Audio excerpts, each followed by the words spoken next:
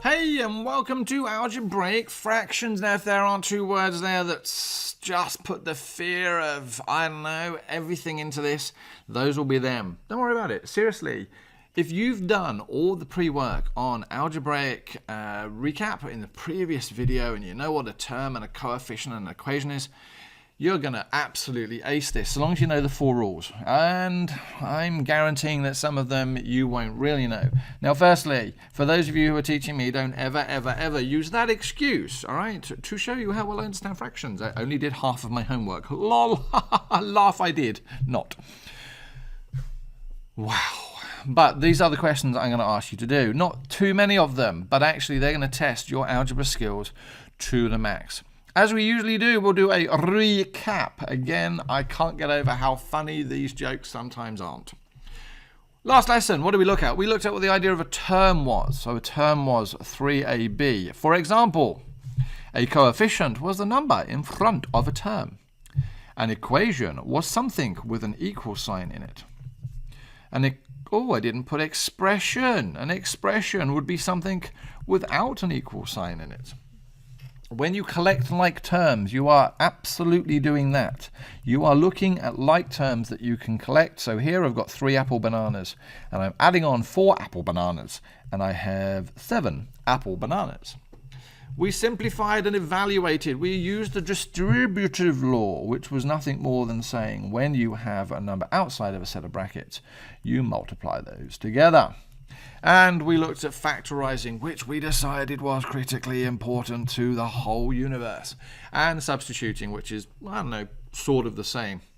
So, we're now going to use all of these skills with these fractions. Please don't worry. It should be by now. And I know many people in junior school did not like fractions, but you are in year 10 now. Your brain has developed to a point that you can understand fractions. So, the most common fraction mistakes, I think, probably is this one here. A half plus a half equals 2/4. Now, I don't know about you, but are you not absolutely just screaming to cancel down? The one thing we actually managed to do really well in lower year levels is teach you how to cancel down. So what you're telling me there then is a half plus a half is equal to a half. I think there's a problem there. Houston, we have a large problem. Yes, very big problem. Thank you very much. This has actually taken one of the rules for fractions and completely turned it on its head. And it's used it in the wrong place. And that's the biggest problem with fractions, is using the rules in the wrong place. So I'm going to go back to basics, all right? And this here is part of a song that I sing at karaoke. It is my signature karaoke song. I have recorded myself in a recording studio doing this. Will I ever play it live? Absolutely not. Okay? Why? Because it's embarrassing. My mum listened to it. She thought, oh, this is really good. And I'm like, yeah, well, that's about all the people that are ever going to listen to it. So this is the moment, and this is your time. Right, you are going to get fractions right this time. So multiplying is perhaps the easiest ones in the world. So for example, if we had a half times 2/3, the basic rules for fractions, and again, I can't believe that people still get this wrong, is you do exactly what you try to do here. Whereas you try to add the top 2 numbers together and the bottom 2 numbers together, you don't. Here, you multiply the top 2 numbers, which gives you 2, and you multiply the bottom 2 numbers, which gives you 6, and then you simplify it. And lo and behold, multiplying fractions is actually that simple. It is the best. You see any 2 fractions multiplied together, you just go, praise be, because it is fabulous. It is just easy peasy lemon squeezy, he says, knowing that we're coming to algebra in a moment. So here's another example. 5, 6 times 4/5, for example. Well, 5 times 4 is 20, and 6 times 5 is 30. And so what do they cancel down by? I can divide both of those by 10 to give me 2/3. This stuff is so easy. Now, I'm actually going to throw in some algebra here, but the same rules apply with letters. So if I've got A over B times C over D, you do exactly what it says on the tin. You multiply the top 2 numbers together, which becomes AC, and you multiply the bottom 2 numbers together, which becomes BD. And thank you very much. Job is done. That is it. Can you cancel these down? No, not in this instance, but later on perhaps. And the rules still hold true with more complicated fractions. If I had a over b times c plus 1 over d. Now, my advice to you is anything on top of a fraction, always put it in brackets. Later on you can multiply it out if you need to. You can use the distributive law. But multiply the tops together. You get a bracket c plus 1 divided by the bottom bd.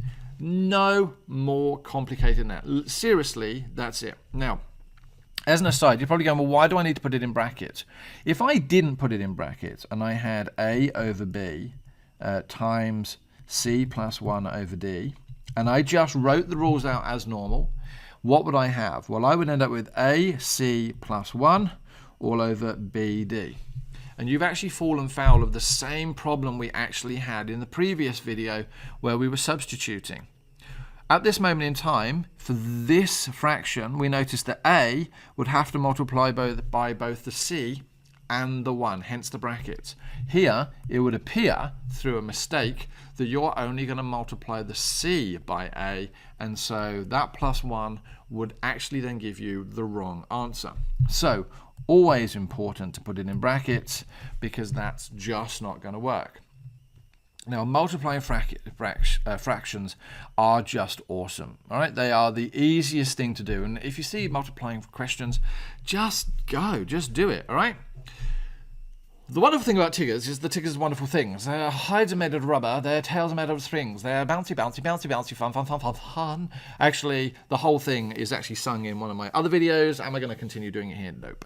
Fractions and cancelling down go hand in hand. They are the most important thing you can do. Now, cancelling down has some rules. If the top terms are all multiplied together, or the top terms are added or subtracted and all contain the same thing, and the bottom terms are all multiplied together, or the bottom terms are added and subtracted and all contain the same thing, you can do this thing called cancelling down. It's freaking awesome. So, first things first. If we were to do this the long way, we would do 2 times 6, which is 12, and 3 times 4, which is 12, which thankfully becomes 1, because anything divided by itself is 1. How does this apply to the rest of these questions? Remember, ask yourself the questions, are all the tops multiplied together, or are all the bottoms multiplied together? Well, I should go with this one here. So let's look at this example 2. I'm going to write this out the long way, and I'm going to write 35 times x divided by 7 times x. Now, are all the tops multiplied together? Yes. Are all the bottoms multiplied together? Yes. So now what we're going to do is we're going to try and cancel down from the top and the bottom. Word of an aside, what is 1 divided by 1? 1. What is 3 divided by 3? 1. What is 10 divided by 10? 1. Getting a bit bored of this now. What's 101 divided by 1001? 1. So anything divided by itself has got to be 1. So what's x divided by x? Oh yeah, it's 1, which we could actually write as 1 divided by 1. How is that helpful to me? Well, first things first, I always look at the numbers when we do division sign. And I say, well, is there a number that goes into both of these coefficients? Does anything go into 7 and 35? Well, I should go the number 7. 7, 14, 21, 28, 35. So 7 goes into there once, and 7 goes into there 5 times. Notice I cross them through, and I put in the actual divisor. X goes into here once, and X goes into there once, because I've got an X on the top and an X on the bottom. Sadly, I don't have an x left, so that just gets left lonely on the top.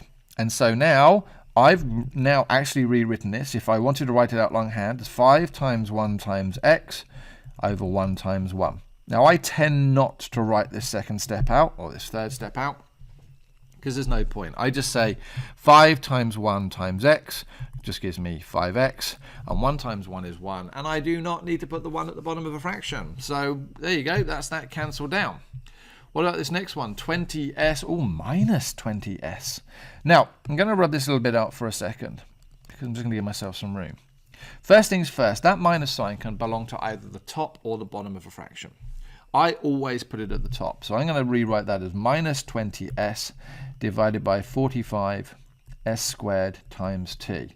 Now, for simplicity, I'm going to write that out in longhand. Minus 20 times s divided by 45 times s times s times t. Are all the tops multiplied together? Tick. Yep. Are all the bottoms all multiplied together? Tick. So basically, what am I going to do? Well, I'm going to simplify this, or at least cancel things out. So I always start with the coefficients. What goes into minus 20 and 45? What numbers go into both of those? Well, the first thing that goes into my head is 5. So 20 divided by 5 is 4. And 45 divided by 5 is 5, 10, 15, 20, 25, 30, 35, 40, 45, and a 9. Now, I've got a 4 and a 9. I might, if I've not cancelled down enough, be able to cancel it down again. But no number that I know of, other than 1, there's no point doing 1, goes into 4 and 9. So that's the numbers done. So now we look at things on the top and the bottom. Is there a letter on the top that is the same on the bottom? I should go. So S becomes 1 and S becomes 1. Well, I'm pretty much finished on the top now, and there's nothing else I can do on the bottom because I've got no S's or T's on the top. So this becomes minus 4 times 1, which is minus 4, divided by 9 times 1 times S times T, which is 9ST. There's my answer. Notice that minus sign didn't actually go anywhere. Didn't need to. It was just left over. Ooh, what do we do here? Right, well, first things first, we need to put brackets around anything on the top. So I have 3 times bracket x minus 1 divided by x times 6. Maths is trying to trick me here. It's trying to suggest that the 6 is after the x. Well, no, I actually can change that if I want to. I can do 6 times x, put the numbers at the beginning. Is everything multiplied together? I should go. Remember from the previous video that the brackets there treat this as just one term. It treats this as one thing together. So, is there a number that goes into 3 and 6? Well, yeah, 3 does. Goes into there once and there twice. Now, what about this x and the brackets? Well, the brackets are actually protecting everything. So I can't cancel that x. Sadly not. Sorry. The brackets basically stop you from doing that. Anything inside the brackets, not going to work. So, in which case, that simplifies down to 1 times the bracket, which is just the bracket, divided by 2, and I've got my x, so it's 2x. And that's now simplified. And finally, here we go, last example. Put brackets around anything, and I end up with now, I could write b minus 1 times 5. In fact, I'm going to do that. And a times 10, b minus 1. Now, what can I cancel? Well, the first things we're going to look at is the numbers that's on their own, the coefficients. Now, you're going to say the 5 isn't a coefficient because it's at the end. Well, it is, remember, because we can move it around. So a 5 goes into there once, and a 5 goes into there twice. So that's that. Now, what about this bracket b minus 1? Well, do they look the same? Well, yeah, the bracket basically says treat me as one thing. So a bracket b minus 1 on the top and a bracket b minus 1 on the bottom. Are they times by other things? Well, yeah, there's a times there. So actually, here's the trick. That becomes 1 divided by 1. They cancel out because they're exactly the same on the top and the bottom. So what does this now become? Well, 1 times 1 is 1, and 2 times 1 is 2. So that whole thing cancels down to just a half. Those are examples of multiplying. Let's look at some examples of dividing.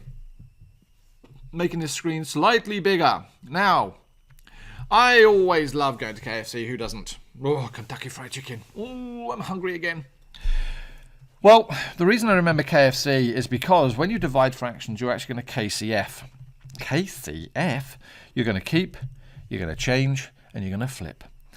Wow, what does that mean? Well, there's nothing better than an example. Now, when you divide fractions, we can't divide fractions, so we have to employ this. Keep, change, flip. What are the fractions we like doing? Timesing. Yes. Let's see what happens when we apply the rule. So the first thing we do is going to keep, we're going to change, and we're going to flip.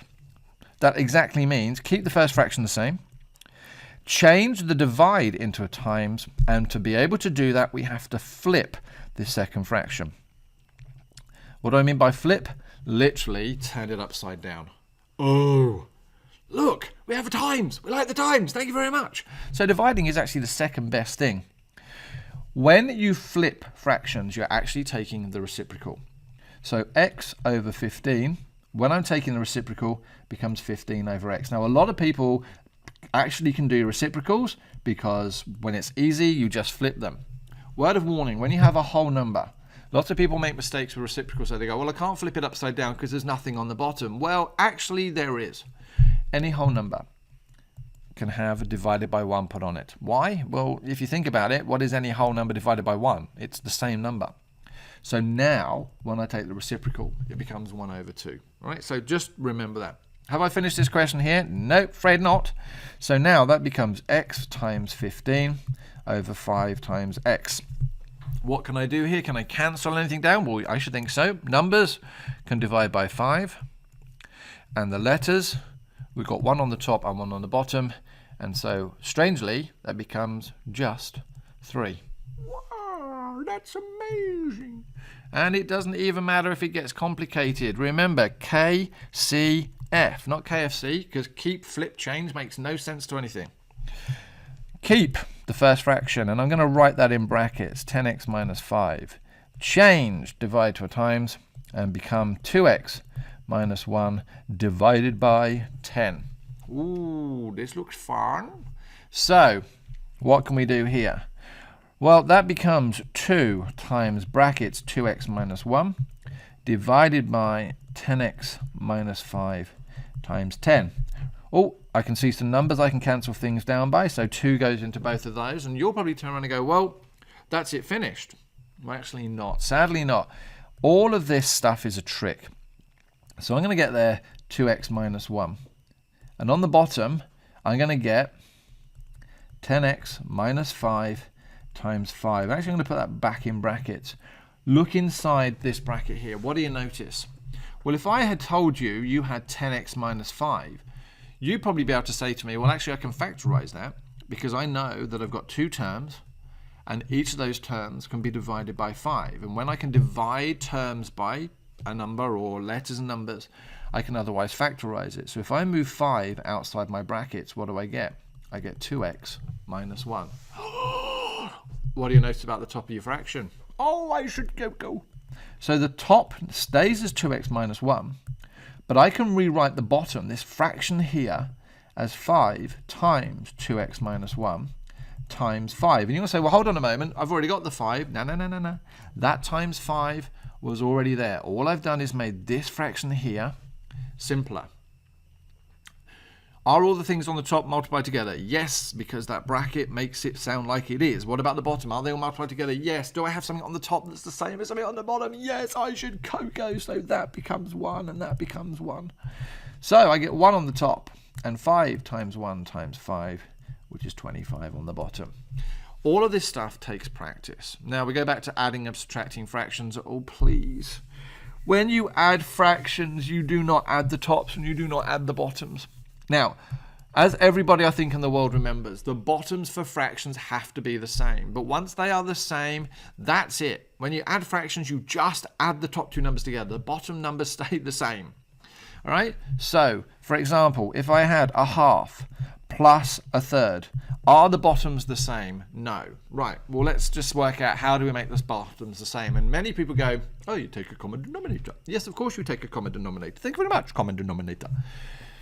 The easiest way to take a common denominator is to take these 2 numbers together and multiply them together. So I get 6 over 6. Now, when you're at junior school or primary school or wherever you're taught this stuff, this is where I think it all falls apart. Because then people go, well, how have you changed a 2 into a 6? And every single one in the world will go, add 4. And I'm like, no. And I go and rock in the corner and dribble. Yes, you can add 4 to get to 6, but that wasn't the whole point, because for fractions, to keep them equivalent, to keep them the same, you've got to do the same thing to the bottom as you do to the top. Now, if I've got a half and I add 4 to the bottom, yes, I get 6, but then I get 5 on the top. How is 5 on the 6 the same as a half? It isn't. All right? Nah. So we're looking for a number that multiplies by 2 to get to 6. And hold on a moment, you times by 3. And if you remember, what you do to the bottom, you do to the top. So it becomes 3 over 6. How did you get from the 3 to the 6? You times by 2. And what you do to the bottom, you do to the top, you become 2. Guys, there is such an easier way. I mean, to be honest with you, if I go back to a half plus a third, we've already decided, no, don't rush ahead of yourself, that the bottoms are going to be 6. How did we get that? Well, we multiplied these 2 together. And that means to get the top numbers, you just multiply those two together. So this top number multiplied by that bottom number will give you an equivalent fraction. And this top number times that top number will give you the equivalent fraction. You're just cross multiplying. Then it gets 5 over 6. And you're going to say, well, hold on a moment. Why did you say that was wrong? Well, it wasn't wrong. What I'm saying is you can't add or take away numbers from a fraction to make them equivalent. It just doesn't work. The fact I've ended up with 5, 6 is actually a bit of a fluke. What about, I don't know, 3/5 plus 4/7. Again, what's the common denominator? Just do 5 times 7. It's 35. And because I've done that, to get this number here, I just cross multiply. 7 times 3, which is 21. And 5 times 4, which is 20. Now, please don't get confused. It is not 41 over 70. No. The reason we make the bottoms the same is so that they stay as 35. So my answer there is 41 over 35, which would become 1 and 6 on 35 if we were asked to write it as a mixed number. So adding fractions is absolutely fabulous. It's not complicated. It's just what's needed to be done. Bearing in mind, whoops, my screen's gone shooting off. Bearing in mind, taking away fractions is the same. All right? We don't have to simply multiply two fractions together. We can string them together. All right? So cross-cancelling is an awesome thing. So many of these questions, when they multiply, could have actually been made simpler from the beginning. Here's an example. If I have 2 over 3 times 3 over 7 times 14 over 9 times 8 over 16, for example. All right, and I've made all of this up. Now, we could do this the hard way, because we like multiplying fractions. We multiply all the top two numbers together, the top numbers together, we multiply the bottom numbers together, and then we simplify. But actually, there's an easier way of doing it. If we know that all of the fractions are multiplied together, which they are here, then we don't just cancel, we don't just have to cancel top to bottom on one fraction. We can actually cancel from anywhere on the top with anywhere on the bottom. And this is what I mean. This 3 here and this 3 here can actually be cross-cancelled. Because I know 3 goes into there once and 3 goes into there once. So I'll get rid of these arrows just because they're going to confuse me. I am a simple soul. 7 and 14. 7 goes into there once and 7 goes into there twice. This is awesome. 8 goes into there once. 8 goes into there twice. But now, what I notice is I've got a 2 and a 2 on the top that can be cancelled, cross-cancelled. That's just leaving me this 2 and this 9 on the bottom, which can't be cancelled. So I've got 2 times 1 times 1 times 1, which is 2, and 3 times 1 times, and 1 times 1 times 9 times 1, which is 9. And ladies and gentlemen, I've actually come to my answer without a calculator, just by using basic cross-cancelling. And this works with algebra as well. So if I zoometh in, for example, just so we've got a little bit more space, same thing. Are all the tops multiplied together? Yes. Are all the bottoms multiplied together? Yes. So I can do this cross-cancelling.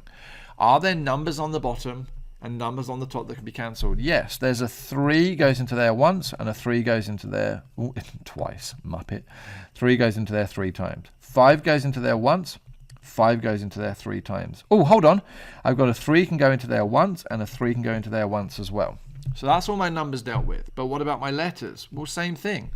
I've got 1x on the top and 1x on the bottom that can cancel. And what do I have left? Well, if we write it out longhand, I've got 1 times 3x times 1 divided by 1 times 1 times 1 times 1. So basically, that whole thing just becomes 3x. Wow! Last thing for this lesson, all right? We've done addition and subtraction. Now, I didn't really do subtraction, but it's the same as addition, all right? Make sure that the bottoms are the same and then just take away the top two numbers. Multiplication, we've done division. Just doing things backwards. What does this mean? Well, I've got to find x plus 3 on 5 times something is equal to 2. Well, actually, this whole thing here, because it's connected by a times, can move to the other side and become a divide. So this question here becomes 2 divided by x plus 3 on 5. I always write the top things on a fraction, and you're going to go, but how do I do that? Well, you're doing a fraction divided by a fraction. You see the fraction? Ah, remember, any whole number can be divided by 1. Oh, hold on a moment. KFC. No. KCF. So I'm going to keep, change, and I'm going to flip, because that's the only way we can divide fractions. So keeping the first one becomes 2 over 1. The divide becomes a times, and that becomes 5 on x plus 3. Keep that in brackets. Can I do any cross-cancelling? Appears not, no. And so multiplying the top together gives me 10, and multiplying the bottoms together gives me x plus 3. Now, you're going to say, why didn't I put the 1 in front of it? I could have done. It wouldn't have been wrong, but 1 times anything is 1. And there we go. That is my final answer. 26 minutes and 20 seconds. Wow, these lessons are long, but vitally important for all the work you're about to come to. Thanks very much for watching. I look forward to seeing you next time. Thanks so much for joining us for that video. It was really good having you. Now, if you'd like to know when the next video is coming, why not click on subscribe? Alternatively, head on over to mathsguru.com where you can watch all of the videos on its own dedicated website. Otherwise, watch the video that's just popped up. It'll be part of this series. All right, take care. See you again soon.